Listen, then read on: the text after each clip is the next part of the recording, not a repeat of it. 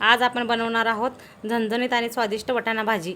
ही भाजी फक्त काही मिनिटात तयार होते आणि भाकरी पोळी किंवा पराठ्यासोबत एकदम परफेक्ट लागते। जर तुम्हाला झटपट सोपे आणि घरगुती रेसिपीज आवडत असतील तर आज मी तुम्हाला बघा ओल्या वाटाण्याची भाजी करून दाखवणार आहे।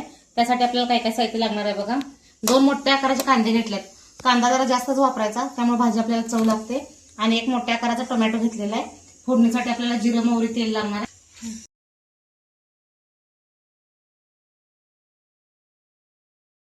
प्रथम मी कढईत तेल घालून घेतले बघा। फोडणीत आपला तेल तापलेला आहे बघा चांगला। तर फोडणीसाठी आपल्याला मोहरी वापरायची। 1 छोट्या चमच्याने मोहरी वापरले बघा। 1 अर्धा चमचा जिरं। आता जिरं मोहरी आपली चांगली तडतडली बघा। आता आपल्याला कांदा वापरायचा आहे।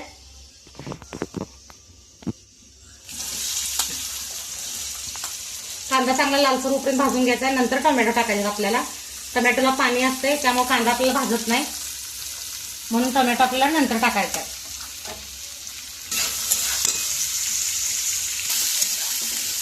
कांदा आपल्याला पूर्णपणे तांबूस रंगावर होईपर्यंत भाजून घ्यायचा आहे बघा।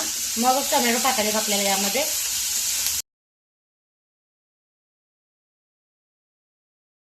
तेव्हा थोडंसं आपल्याला मीठ टाकायचं बघा। मीठ टाकल्यामुळे कांदा लवकर भाजतो आपला,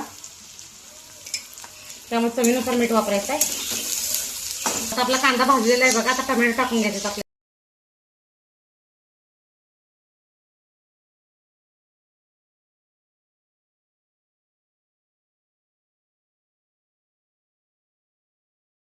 आपल्याला थोडीशी हळद टाकायची बघा यामध्ये तेलामध्ये।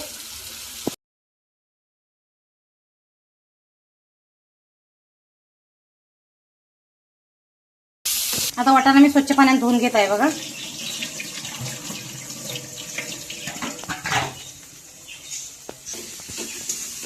आपला कांदा आणि टोमॅटो भाजलेला आहे। आता आपल्याला यामध्ये लाल चटणी वापरायची आहे बघा।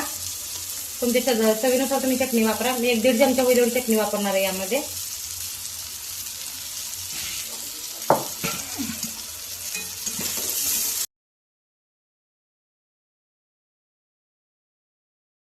चटणी पण आपल्या आता भाजलेली आहे बघा। मीठ अगोदरच आपण टाकलेलं आहे।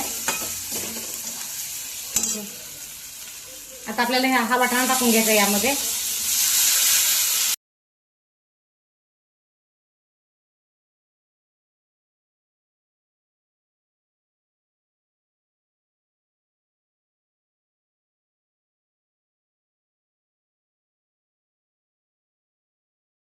आता आपल्याला गॅस एकदम बारीक ठेवायचा आहे बघा। वाफेवर शिजवून घ्यायचा आहे।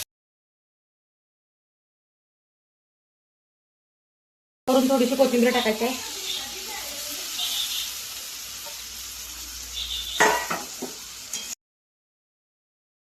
यामध्ये आपण बटाटा पण वापरू शकतोय आणि फ्लावर पण वापरू शकतोय। 1 छोट्या आकाराचा बटाटा होता बघा, तो हा मी वाटाण्यामध्ये टाकणार आहे। स्वच्छ धुवून चिरून घेतलाय बघा बटाटा मी।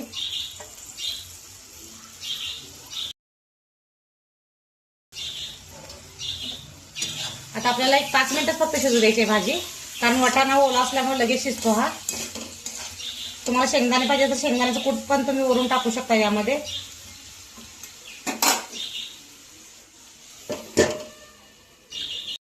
आता आपण बघूया वाटाण्याची भाजी आपली कशी तयार झाली आहे ते। 1-5 मिनिटं मी भाजी वाफवून घेतली बघा।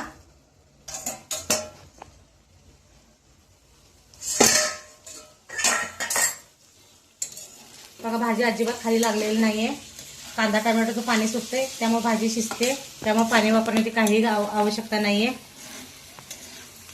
आता आपण वाटाणा बघा कसा शिजलाय।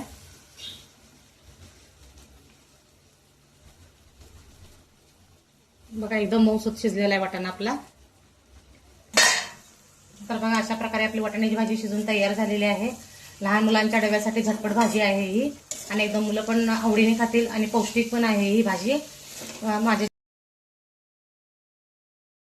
तुम्ही ही भाजी नक्की ट्राय करून सांगा वाटाण्याची भाजी कशी झालेली आहे ते। माझ्या चॅनलला लाईक करा, सबस्क्राईब करा, शेअर करा।